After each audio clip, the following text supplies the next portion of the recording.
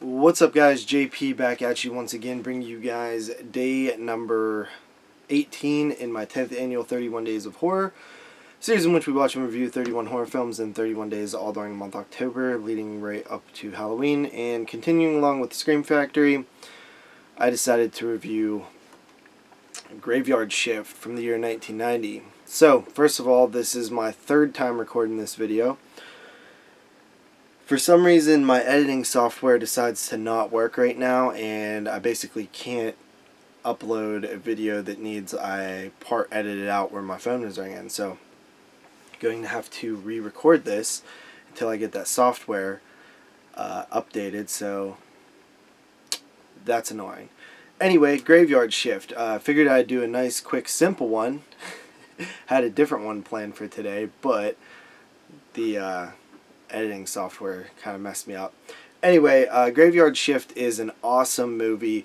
I've always loved it. I always watch it every Halloween, every October.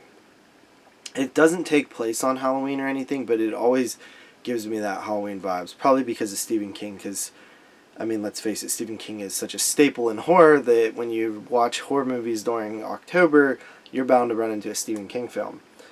So this film is a pretty simple movie. It follows a drifter who shows up at this town where he gets a job at this textile mill. The boss takes a chance on him and kind of makes a big deal out of it.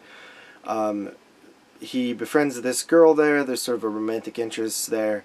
The boss essentially asks him if he wants to work extra, hours on the graveyard shift, 11 p.m. to 7 a.m. I know that shift all too well. He says yes. Him and a group of other workers are tasked with cleaning out the basement, but there's sort of like this sub-basement to the basement where there's this creature that's killing people. And this movie is essentially a monster film, a creature feature. And it's pretty cool. The story is extremely simple. It's based on a Stephen King short story that I believe was in Night Shift, if I'm not mistaken. But the story is very similar to the movie, and it's very short. I think the ending's just a little bit different. I have read it before.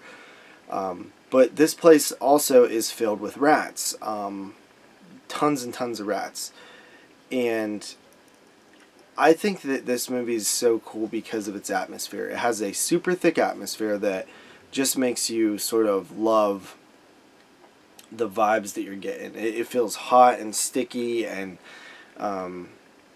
just the overnight working shift is just very cool, and it gives you an interesting, if you can relate, it's very relatable if you've ever worked overnight, besides all the rats. Also, there's a bit character played by Brad Dourif, who is an exterminator, and he doesn't have much to do with the movie, but when he's there, he's awesome. He tells this story about rats and Vietnam and stuff, and it's just really, really cool. The lead is sort of unknown. You don't really know his backstory, which I found interesting because you normally don't get that in these type of movies, or any movies. You always usually know about the main character, but this guy could have murdered someone for all we know. We really don't know much about him, why he's there, where he's coming from, where he's going to, that type of stuff. And then everybody else is kind of fun, and it's just it's a good little horror movie. It doesn't overstay its welcome. It goes by pretty quick. It's a simple but effective, fun creature feature. And with that said, I'm going to go ahead and give it a 8 out of 10. Absolutely love Graveyard Shift. Like I said, I watch it every October, even though it doesn't have anything to do with Halloween. It is a very watchable movie. So with that said, I'll see you guys next time with another Scream Factory review. So, later.